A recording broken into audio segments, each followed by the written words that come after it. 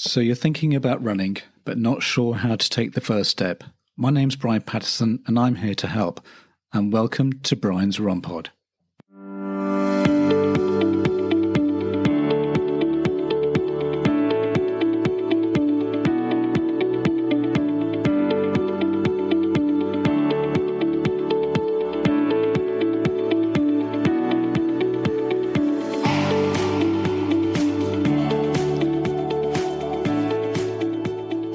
Welcome back to Brian's Run Pod for another week of hints and tips about running. So just going over the show notes today, we're going to be looking at clothes for runners and not forgetting shoes. Plus, we're going to look at the career of Arthur Lydiard. Plus, just for an added bonus, we're going to look at Strava. So let's get straight into it. Clothing for runners.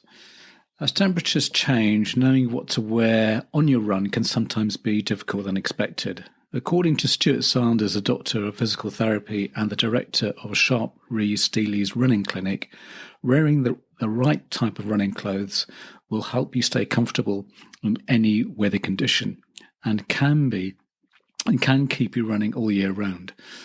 As a rule of thumb, he says, is to dress for a run as if it was 10 to 15 degrees warmer than it is. Your body will warm up over the course of the run, and you do not want to overheat, explains Sanders. Running clothes for cooler weather. Well, when running in colder weather, it is important to dress in layers. If you start to feel uncomfortably warm, you can easily remove a layer and tie it around your waist. Choose clothes that are moisture wicking, which basically means that the fabric moves sweat to the outer surface and rapidly dries.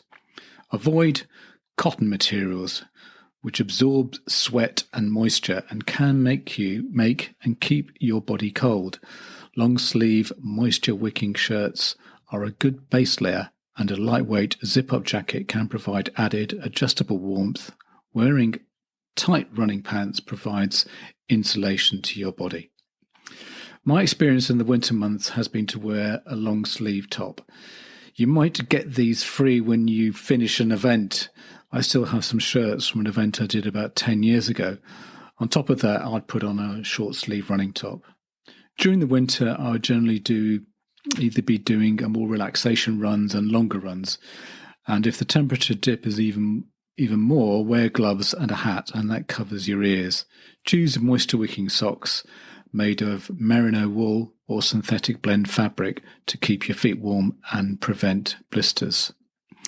If someone doesn't know what to get you for Christmas or a birthday, then you could ask them to get you some sports socks or moisture-wicking gloves.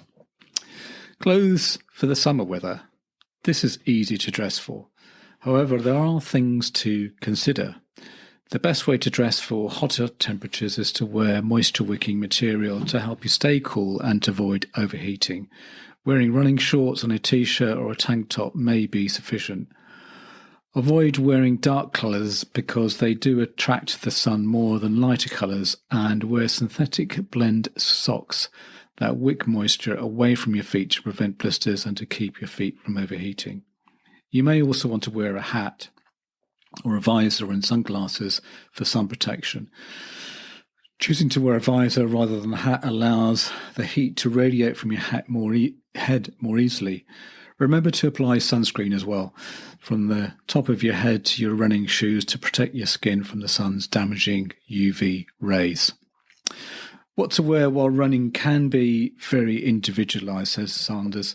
Having a basic knowledge of what to wear in certain temperatures is important. However, you should try different systems to see what works best for you.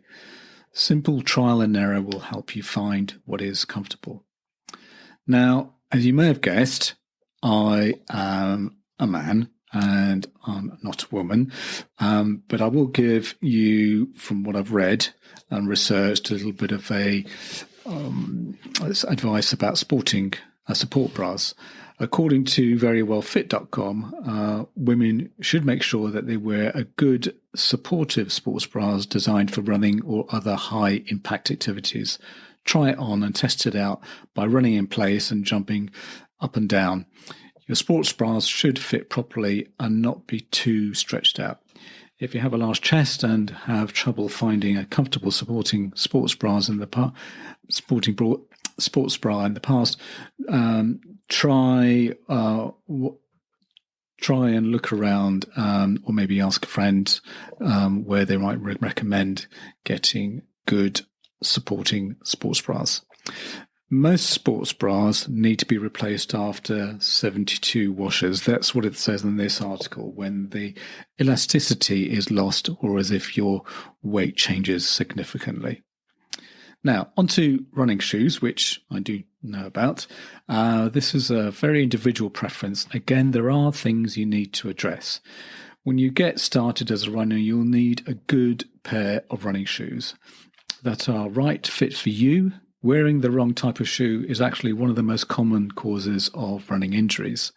When shopping for running shoes, don't pick a pair just because you like the brand, style, colour or price. You definitely don't need to buy the most expensive pair in the store. But investing in a good pair is a smart idea, and that will prevent injuries and make for more comfortable runs. If it's your first time shopping for running shoes, visit a running specialty store where experts can evaluate your foot and running style and recommend the right shoes for you. The staff will measure your foot, watch you run on a treadmill, and analyse your gait. Some stores even allow you to take them out on the road in the area. Even if you don't keep up with running, you have a good pair of trainers that will last for a while. So, what features to look out for? Well, cushioning versus lightweight. Shoes that are heavily cushioned are great for new runners, especially those that are heavier. However, cushioned shoes usually weigh more and may feel clunkier during a run. Try lighter weight shoes and cushioned shoes to see which one you prefer. Reflective surface, if you plan to run in the evening or early in the morning, consider a pair of shoes that include some sort of reflective material. You'll be seen by drivers and cyclists more easily when you wear them. Tread. Think about the surface where you're most likely to run.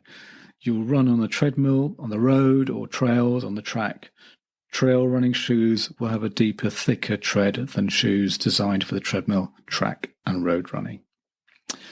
Now, on to our icon of the week, our sporting running icon.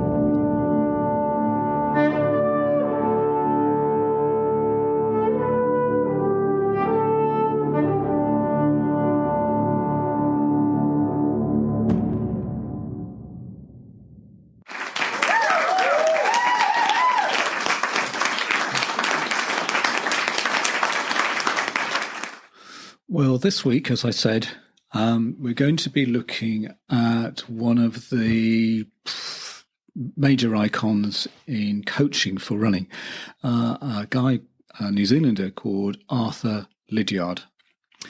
According to Wikipedia, Lydiard's groundbreaking impact on distance running was recognised by Runner's World, which hailed him as the all-time best running coach.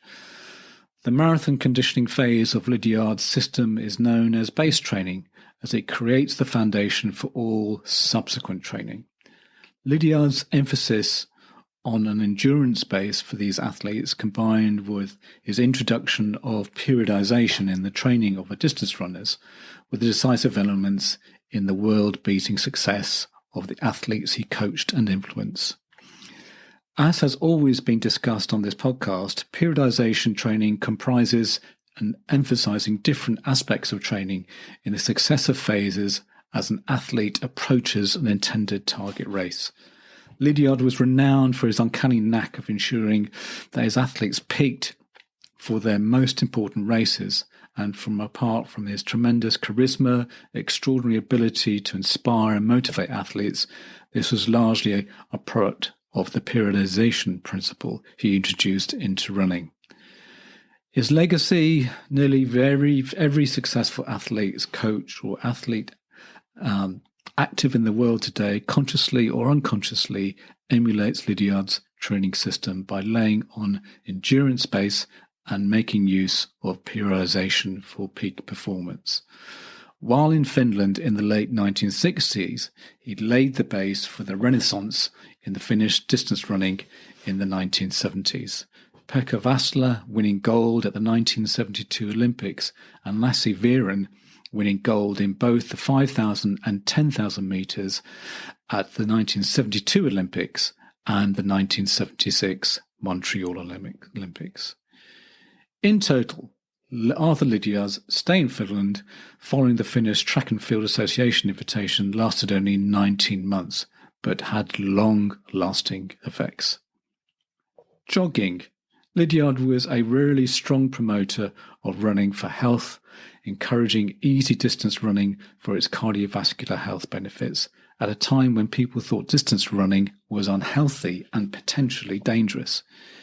In 1961, with his group of followers, Lydiard organised the Auckland Jogging Club, a world first.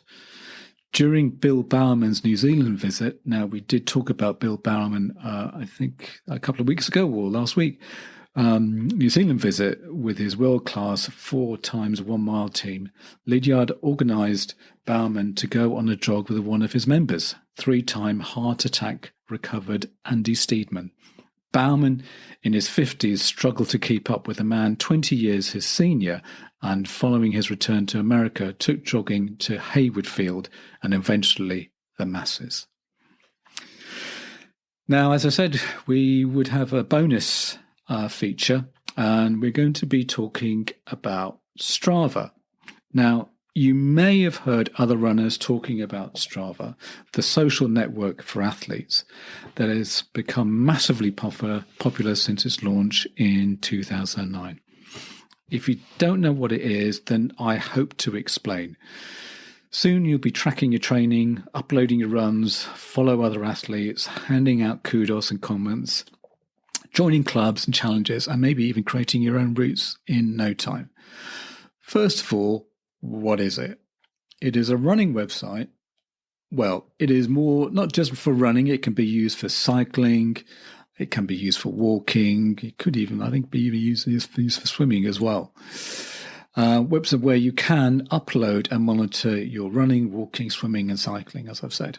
Strava takes many of the interaction fostered features found in social media platforms such as Instagram and Twitter and pairs it with the activity tracking technology such as those offered by Runkeeper and MapMyRun. Like its peers, Strava is a free digital service accessible through both the mobile applications and the web. Serious users can upgrade to more advanced features for a monthly fee. You can use a smartwatch, smartphones, or you can just manually input your data into the Strava website.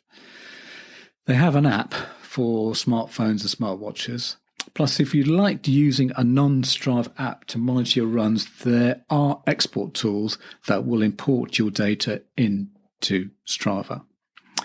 Remember, your profile and your account are 2 separate things, as with all similar online services. Your account encompasses everything on the Strava related to you as an individual, while your profile is simply the information, name, photo, location, etc., that other users will see on the platform. You can control the data, and there are privacy controls if you are worried about what happens to your data. Now, uploading your data, you can do it by manual entry. On the Strava app, you can just tap record. The GPS on your smartphone or smartwatch will record the data from there. And once you're done with the workout, it will upload to your activities when you hit save. As I said, if you have your favorite tracking app, as I do, which is Runkeeper, you might be able to upload the data automatically to Strava. For instance, I use this wonderful little app called RunGap, which you can upload your data to the various to the Strava tracking website. So the other good thing is that it is available, the RunGap is available for Android and iOS users. Now, if you do go to the paid subscription service, they do have some really neat advanced features. If you feel you've gotten the hang of Strava and it's becoming a central part of your fitness lifestyle, you may want to consider some of the advanced features accessed through the Strava subscription. Plus, you'll be able to view advanced training metrics, analyze your past workout in more detail. A neat little feature is the fitness and freshness page. Now, the fitness and freshness feature on Strava enables you to track your levels of fitness, fatigue, and form over time, and it prevents this data in a graph. The fitness score is relative to you. You can't compare it to anyone else. It's basically a benchmark of your fitness. It will give, it's basically a really good balance between rest and training. The more you train, the more your fitness figure will rise, but at the same time, because you are training, fatigue is also building so your freshness form, which is the difference between your fitness and your fatigue, is getting worse. So you're really basically trying to strike a balance. So the fitness and freshness graph is a really good way of monitoring those numbers and giving you direction to your season. Over time, you'll be able to understand these trends. According to Coach Mag, the following are good tips. Joy of segments. Now, the segments feature is one of Strava's standout and is one that can become quite addictive. Created by Strava's many users, segments are popular stretches of road and trail where your time is recorded and posted to a leaderboard. You can join the club. If you want to stay active, joining a club is always a good bet, and that extends to the virtual clubs on Strava as well. Many of the running and cycling clubs on the app link to their traditional real-life counterparts, but there are also Strava clubs set up around a certain goal, event, brand, or groups of friends. Log your indoor training.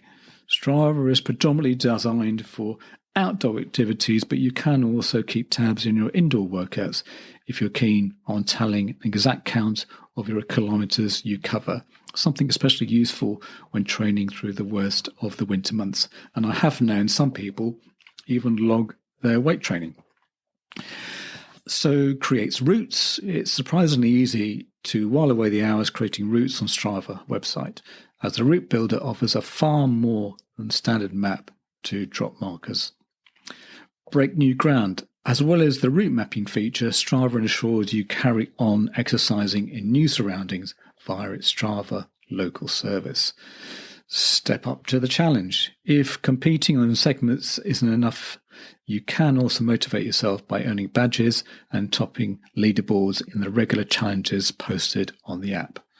Repeat routes to track progress. If you have a favorite running route that you cover regularly, Strava will automatically produce a graph and how you're faring over time. As I said before, if you don't want to carry your phone with you, fear not. Strava links with all manner of wearable devices, heart rate monitors and other apps, allowing you to export your run data straight to Strava automatically.